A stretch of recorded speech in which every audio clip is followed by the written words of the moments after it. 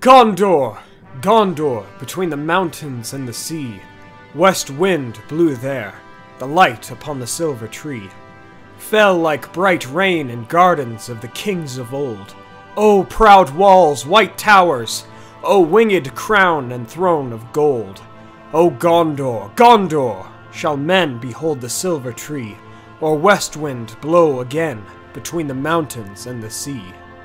Greetings, my friends. Yoyston here, and today I wanted to go through the grand history of one of the greatest kingdoms of men in fiction, Gondor. Now this is a long history, so it will require a second video to complete the tale of it, but I believe this history is so fantastic that it truly deserves two parts. Let's get right into it. Before the downfall of Númenor in the west, during the Second Age, the region that would become Gondor was very fertile, and Númenorian colonists, who mixed blood with the allying middlemen, dwelt there. The middlemen who were not friendly were exiled from that region into Ras Morthil, Dunland, and the Druidane Forest.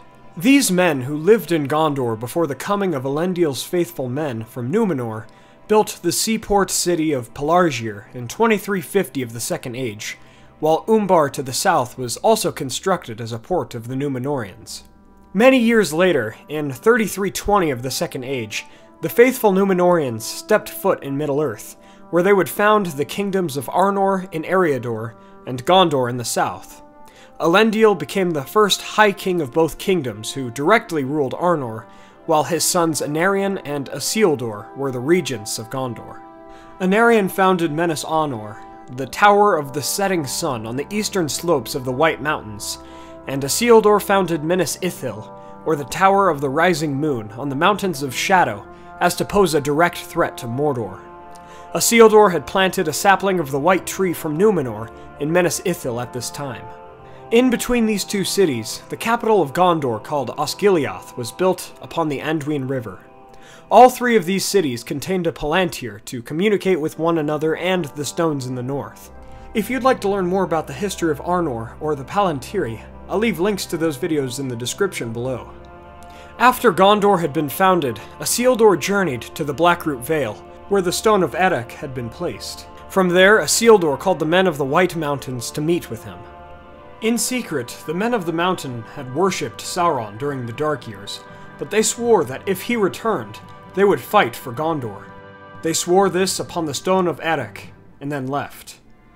At this point, and before the return of Sauron, the Black Númenorians, those faithful to Sauron, had taken Umbar and were Gondor's biggest threat up until this point.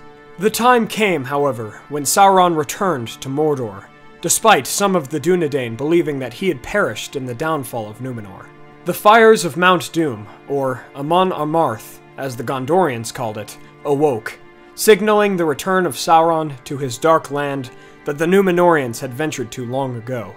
In 3429 of the Second Age, Sauron besieged Minas Ithil and conquered the city. Isildur was able to take a sapling from the White Tree before it was burned to the ground.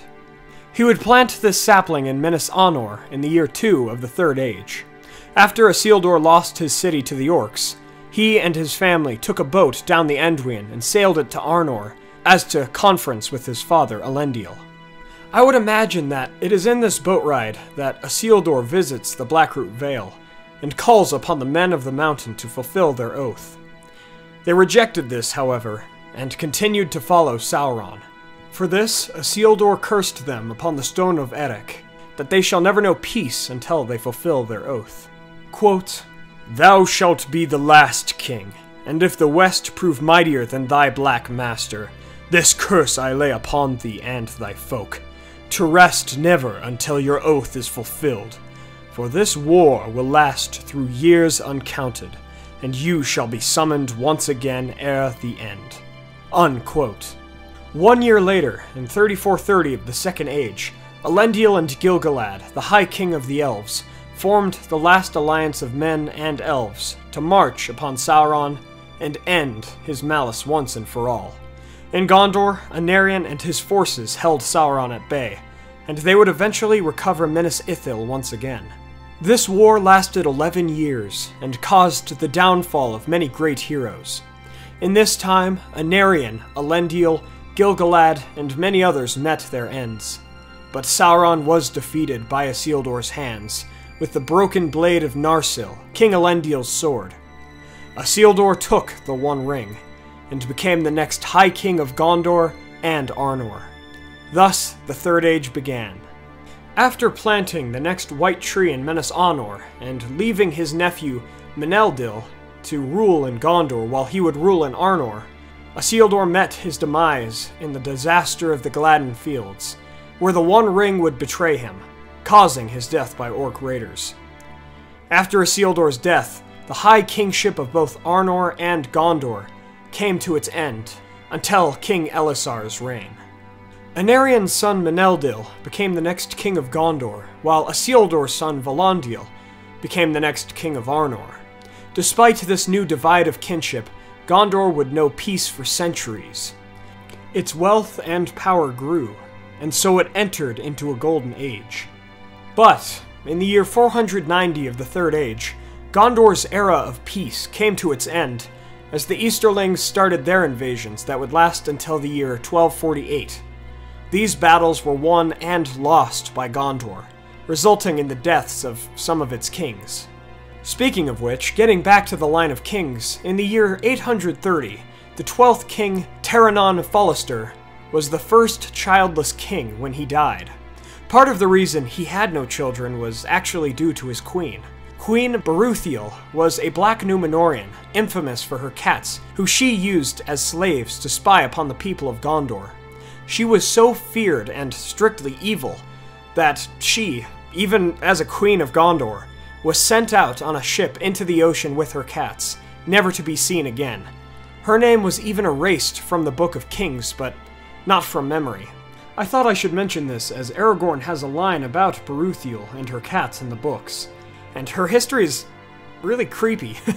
The lack of a son resulted in the king's nephew succeeding him. I mention this to show just how the line of kings was beginning to break already. During this time, battles with the Haradrim to the east also broke out, but under the rule of the four ship kings, Gondor rose a navy and ruled the Anduin and the sea, pushing their enemies back. Gondor reached its height in power during the reign of King Hyarmendesil I, as the kingdom extended east into the Sea of Rhûn, south toward Umbar and Harad, north towards Mirkwood, and west towards Arnor. It's at this point that Gondor's power and supremacy peaked, as it had and never would see this again. That is, until King Elisar's time, of course. The last ship king had captured Umbar, and even though it lost some land battles and fought a siege with Harad, Gondor ultimately forced them to submit in 1050 of the Third Age. The kingdom of the southern Dunedain had found unprecedented power. However, during the reign of Hyarmendesil's descendants, Gondor began its decline. As we go further through the timeline of Gondor, we continue to look at the line of kings. In 1226 of the Third Age, the second childless king of Gondor, Namarsil I, took the throne. However, to rid himself of cares about being a king, he installed his nephew as regent, only 14 years after he began his reign. This nephew, Menelkar, was the true ruler of Gondor at this time, and it was he who finally defeated the Easterlings and their settlements east of the Sea of Rhûn. Even when Menelkar's father, Calmesiel, took the throne, Menelkar continued to act as the true leader of Gondor. He took the name of Romandesil II, meaning East Victor, and he constructed the Argonath shortly after his victory over the Easterlings. The Argonath depicted Anarion and Isildur in all of their splendor. 2 years after the defeat of the Easterlings in 1248 of the Third Age, Romandesil sent his son Valakar as an ambassador to the king of Rovionon. Valakar ended up marrying the daughter of this king, and that caused a problem. In 1432 of the Third Age, Valakar's son, who had the blood of the Rovanians in him, became king of Gondor, but his kingship was rejected by many people of Gondor. He was considered a half-breed of Dunedain blood and Middlemen blood. Thus, the Gondorian civil war, called the Kinstrife of Gondor, broke out.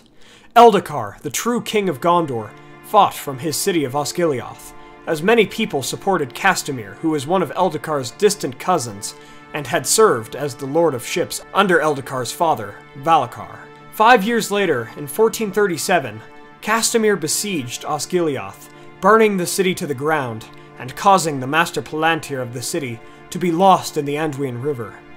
Eldakar fled to his homeland in Rovianon to consolidate power, while Castamir declared himself the 22nd King of Gondor. Eldakar's son, Ornendil, was captured and executed by Castamir's command. In the succeeding years, Castamir was called the Usurper by the people of Gondor. After 10 years, Eldakar returned to Gondor with an army from Rovianon, and slew Castamir, avenging his son, while Castamir's sons fled to Pelargir, and from there to Umbar. These sons and their descendants would become known as the Corsairs of Umbar, who would wage war upon the men of Gondor for centuries to come.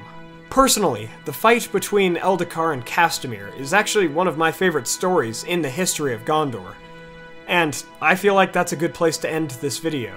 These wars and battles saw the beginning of Gondor's decline. The cities of marble and beauty that represented fair Númenor began to fall into chaos. But we shall see how such chaos will end with the return of the king. This ends part 1 of the history of Gondor, as there are so many deeds and names that deserve their own time and recognition. Thank you all so much for watching. I hope you enjoyed this introduction to the history of Gondor. Don't worry, I plan to finish part 2 soon, as I'll put it on my next Facebook and Twitter polls. Thus, you guys can vote on when you want to see part 2. In the meantime, I'll have some other videos coming to you all very soon.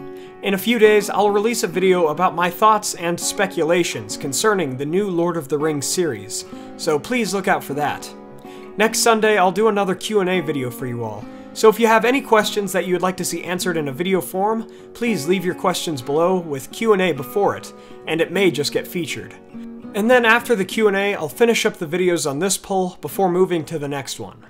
Thank you all as always. If you enjoyed the video, please hit that like button and share this with a friend who you think might enjoy it. Don't forget to join us on Facebook and Twitter through the links in the description below, and subscribe to see my future videos about Tolkien's works. As always, thank you all for joining me on this adventure. Until the next one, my friends.